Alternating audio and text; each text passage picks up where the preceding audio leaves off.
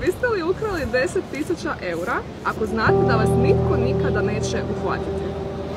Ne, savjest mi ne bi dozvolila da spavam mirno, a spavanje, mirni san do kraja života je ipak puno vrijedniji od 10.000 eura. Ne, bez ovog drugog ne, nikad. Da. Pa bi ukro, zašto ne? Dobro dođe uvijek, da. Reću ne. Ne. Pa mislim, nema potrebe za tim, ne znam, jednostavno, nema potrebe za tim, eto.